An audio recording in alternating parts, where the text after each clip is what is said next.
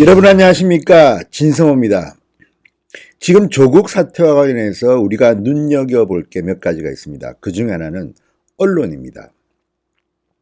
자, 얼마 전까지만 해도 대한민국의 언론은 청와대나 민주당에 상당히 호의적이었고, 반대로 한국당이나 이 보수 쪽에는 상당히 비판적이었습니다.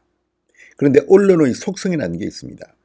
결국은 시청률, 구독률, 열독률에 반응하게 되어 있습니다. 지금 조국 장관의 의혹에 대한 뉴스, 시청자, 독자들이 환호합니다. 이게 우리가 상상하기 힘든 엄청난 일들이 터지기 때문에 사람들의 눈길은 그쪽으로만 몰립니다. 그러다 보니까 KBS도 한겨레도 내부적으로 지금 분란을 겪고 있습니다. 왜 우리 언론은 조국 장관을 비판하지 않느냐? 내부적으로 지금 난리가 났습니다. 그런 가운데 또 하나, JTBC의 태도가 눈길을 끕니다. 지금 JTBC는 처음에는 조국 장관 의혹 보도에 상당히 소극적이었습니다. 그런데 요즘 들어와서는 시청률 때문인지는 모르지만 최소한 중간은 가는 것 같습니다. 그런데 어젯밤 JTBC가 단정적으로 보도합니다. 윤석열의 검찰이 다음 주 정경심을 소환할 것이다. 이런 보도를 내놨습니다. 자, 왜 이런 변화가 있는지, 진성호의 융단폭격입니다. 대한민국 언론을 융단폭격하겠습니다. 방송에 앞서 진성호 방송 구독자 아니신 분들은 붉은색 구독 버튼 눌러주시는 센스 부탁드리겠습니다. 자, 어젯밤 뉴스를 보다가 JTBC 보도는 조금은 당혹스러웠습니다. 물론 이게 정상적인 언론의 보도입니다. 그런데 지금 조국 장관 의혹 보도에서 소외된 언론들은 지금 도태될 위기에 빠져 있습니다. 조중동이 요즘 신이 났습니다. 특종 난립니다. 방송사 중에는 SBS가 상당히 적극적입니다. KBS도 간간히 특종을 터뜨립니다. 반면에 JTBC는 눈길 끄는 보도는 없었습니다. 그렇지만 중간은 가려고 하는 것 같습니다. 지금 손석희 앵커에 대해서 좌파 성향에서는 비판의 목소리도 나옵니다. 조국 장관 보도 때문입니다. 자, 이런 것들을 보면 지금 조국 장관은 문재인 정권의 핵심 지지층을 송두리째 빨아먹는 블랙홀로 변하고 있습니다. 이게 바로 이번 조국 장관의 성과 같습니다. 조국 장관이 버티면 버틸수록 늪속으로 빠져들어갑니다. 민주당, 자, 총선이 7개월 남으니까 공천 때문인지는 모르지만 민주당 의원들이 공개적으로 말을 못합니다. 그럴수록 국민들은 민주당과 청와대에서 등을 돌리고 있습니다. 청와대도 당혹스러운 분위기가 읽힙니다. 그렇지만 정말 당혹스러운 곳은 언론사들일 겁니다. 그동안 신이 나서 편파적인 보도를 앞장서왔던 사람들이 지금은 시청률, 구독률, 열독률, 아무튼 조금씩 변하고 있습니다.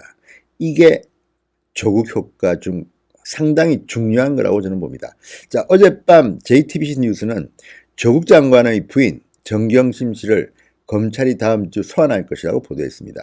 이유는 조국의 조카, 오촌 조카 조범동과 공범으로 보고 있다는 그런 의혹을 이야기합니다. 자, 검찰이 정경심 교수성을 공범으로 판단해 수사 중이다. 이렇게 보도합니다. 조범동이 사모펀드 운용 자금과 투자사의 돈 수십억 원, 50억 원이라는 이야기가 있습니다. 수십억 원을 횡령한 혐의로 구속됐는데 이 돈 가운데 상당 부분이 정경심 교수한테 흘러간 정황을 잡고 공범인지 검토하고 있다. 이렇게 JTBC는 보도합니다. 자, 아시다시피 해외로 도피했다가 자진 귀국한 조범동. 윤석열 검찰이 해외에 체포조까지 보냈다는 이야기가 나올 만큼 압박 수사에 개갑니다. 조범동도 혼자서 당할 수는 없다는 것인지 지금 들어와서 술술 불고 있다는 이런 내용도 있습니다. 자, 조범동은 코링크 PE의 펀드들이 투자한 회사들에서 수십억 원을 횡령합니다. 그런데 이 중 상당수가 정경심에게 갔다.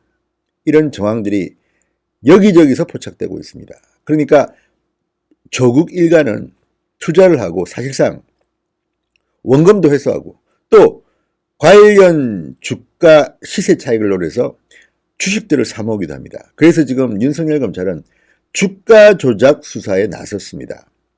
서울 남부지검의 전문 검사도 스카우트했습니다. 이런 것들을 보면 지금 조국은 상당히 빠져나가기 힘듭니다.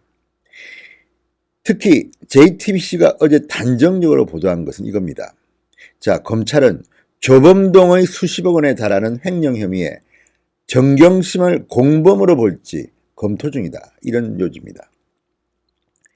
자, 정 교수의 남동생, 그러니까 조국의 처남이죠. 누나 정 교수가 자본금을 댄 코링크에 매달 800만 원씩 1년에 1억 원 정도를 받습니다. 이런 자금의 흐름을 보면 기본적으로 처음에 돈을 댄 사람은 정경심이고 이 정경심의 돈으로 조범동의 아내, 그러니까 조카 며느리죠. 조카 며느리가 주식을 사고 이렇게 돈을 불리고 그 돈은 결국 조국의 아내 정 교수한테 간 게 아닌가, 이렇게 검찰은 의심하고 있다는 요지입니다. JTBC는 결론적으로 이야기합니다. 검찰은 다음 주 정경심 교수를 불러 펀드 운용에 어떻게 개입했는지, 조국의 조카 조범동과 동생 정상무 등에게 운용사와 펀드 투자사에 대한 정보를 나누고 업무에 관여했는지 등을 확인할 예정이다. 이렇게 단정적으로 보도합니다. JTBC가 이 정도 보도했으면 윤석열 검찰은 다음 주 중 정경심을 소환할 것이 거의 확실합니다. 그래서 다음 주는 굉장히 중요한 주가 될 겁니다. 법무부 장관, 현역 법무부 장관의 아내가 검찰에 소환된다. 조국도 언젠가는 소환될 겁니다. 그리고 더 중요한 것은 이와 함께 문재인 대통령의 지지율이 빠질 거라는 겁니다. 민주당도 마찬가지입니다. 다음 주를 기점으로 민주당의 반란이 일어날 수도 있고 청와대에 대한 역풍이 불 수도 있습니다. 그래서 다음 주는 대단히 중요합니다. 자, JTBC가 충격적입니다.